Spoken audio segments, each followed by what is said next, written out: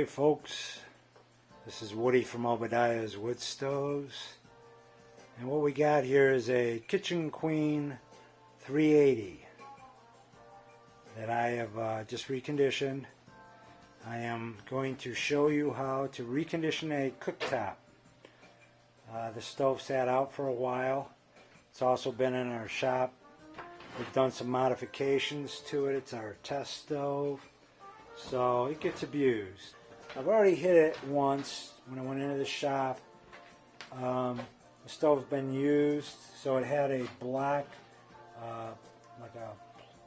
just a coating on it like you get on a cast iron frying pan. So what I did is I ground it all down, and I'm going to finish sand this thing, and then we're going to re-season it and make it so that it's like a frying pan.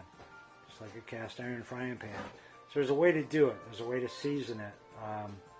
So if you've got a rusted top and you want to bring it back, I'm going to show you how to do it. I get a lot of calls from folks asking me, what do I do? You know, my stove sat out, or it's rusty, or we had a leak in our cabin, or whatever.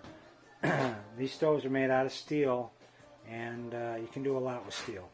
You gotta have the right equipment. You gotta have like grinders and stuff like this.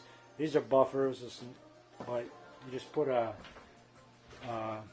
pad on like this, and it goes on that grinder, and you use a heavy grit. This is a 24 grit, and it'll take the rust down really quick. Now this is not something you want to do if you don't know what you're doing, because you can hurt yourself with a grinder. I mean, that thing, when it gets spinning, if it catches on something, you can get hurt real quick. So I always advise, if you don't know what you're doing, get somebody that does. Don't get hurt. That's not worth it. So anyhow, here we go. We're going to start on this thing, and I'm going to take you through the steps. So what we do is we already took the rust off. But you can see there's grind marks. See the grind marks? There's places where the guys in the shop set their cups and coffee spills and all kinds of nice stuff. So there's some rust right here that's starting, that somebody spilled something.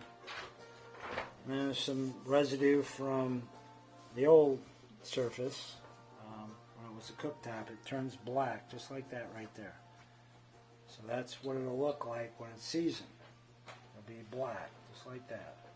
But it'll wipe off if you do it right. It won't look crappy. So the trick is on how to do it properly. So you take a heavy grinder and you take the rust off. Don't get, you don't want to grind through the edge. Keep your edges nice and smooth. Be careful on the edges. Very important. That's why you want to have somebody who knows what they're doing. As you can see, I have sanded this down. It's got a real nice finish. This is kind of the stainless look. And here's what we started with. See the grind marks? That's what we're doing, is we're trying to get rid of the grind marks. And the grind marks come from where you start with. You start with a grinder like this. Depending on how bad your cooktop is, you have to, you can't do it with this. You'll be there forever. This just is not going to do it. You got to have a heavy-duty grinder. And like I said, this thing is ferocious. You get your hand caught by the edge of this, or this gets in your clothing, when it's coming around, you get caught by this, it will cut you to the bone. Trust me, I know. When this thing is moving, you're grinding away with it. You got to be careful, because what you're doing, you're taking the rust off, but you're also leaving scratches. You got to know where to stop, because when it comes time to clean this thing up and put the finish on it, the less of these grind marks, the better, because they're really hard to get out. I have been working on this thing now about an hour, and I'm 3/4 of the way through. But once I get done with this grade, like I said, you start with a big grinder. That's 24 124 grit, then I went to 80 grit, then I went to 120 grit, and now I'm over here, and this is 80. So it's a different type of material, and so I start with 80 grit. That gives me a finish like this. You can't see the swirl marks right there. See the grind marks? See how they're showing up right there? Those are what you're trying to get rid of. So what it takes is tenacity. You got to kind of work at it. Now you can just stop right here after 80 grit. Some people say, hey, this is just great. It's kind of a stainless steel look. It's all going to turn black anyhow. I like to take it down one more time to 180. And 180 grit, the way I look at it, steel is kind of like wood. You don't want a real porous surface. You want it kind of sealed. So taking it down to 180 is what I'm going to do. A little bit finer, but it's going to be a little bit more polished. But you can stop wherever you want. I mean, you can just take the rust off and leave the scratches if you want. I mean, that's kind of up to you. This part here, it really hasn't been done yet. It's just what I did with a grinder. But I've been doing this kind of stuff for 30 years. Don't expect to be able to do it like the way I did it. It comes from a lot of practice. You don't want to get dips down inside. I mean, you start getting dips like this here. Somebody ground it before. That's a dip. And they're really hard to get out.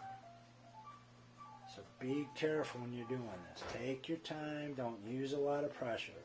The idea is to simply knock the rust off and leave as few of these swirls as possible, because they're really hard to get out. When I get done with this stove, it'll all be nice and polished.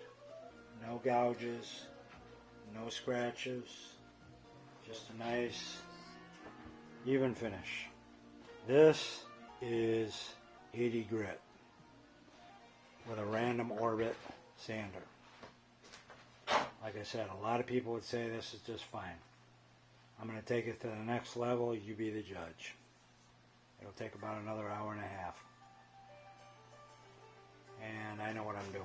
So for somebody else, probably this would take to this point to get it to look like this.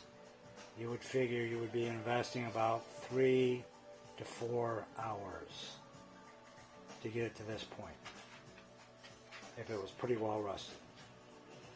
Alright folks, here we are. This is what I consider the finished cooktop. And I left the trivets in now, just to give you an idea. This is what I started with. That's how rusty they were. That's what this entire cooktop looked like.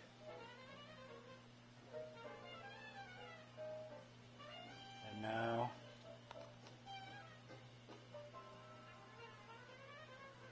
nice and shiny. Now what I'm trying to show you here, see the black? That's what this will turn into. And you see the rust. Now what I did is we started with a very coarse grit and took off the rust, took off all this black, which was baked on, it's like a frying pan, back down to bare metal. All the rust, all the pits, everything is gone. Now what I'm trying to tell you is, you can still see, there you go, see them scratches? Those are very, very, very hard to get out once they're in. Just pick them up. There's a few of them. The light hits them just right there. See them? Now that's why you got to be careful when you start grinding on this thing. You can ruin it. I mean, you literally can ruin your cooktop. If you get too crazy, you'll have scratches everywhere. So I finally ended up taking it down to 180. It's nice and smooth and it's sealed, which means the water will bead off. It's not porous, it won't soak in.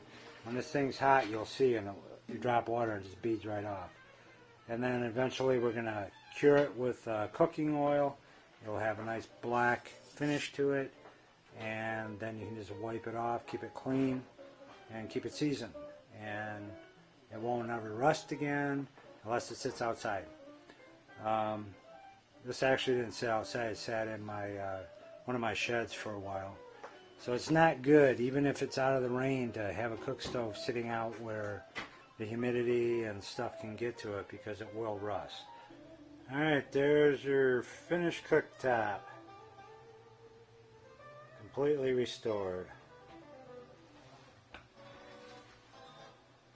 As you can see, I've polished off the cooktops, the trivets. Rust is gone. Stove will be pretty much like new. I rubbed it all out and rubbed all the panels out, so let's put it back together and see how it looks.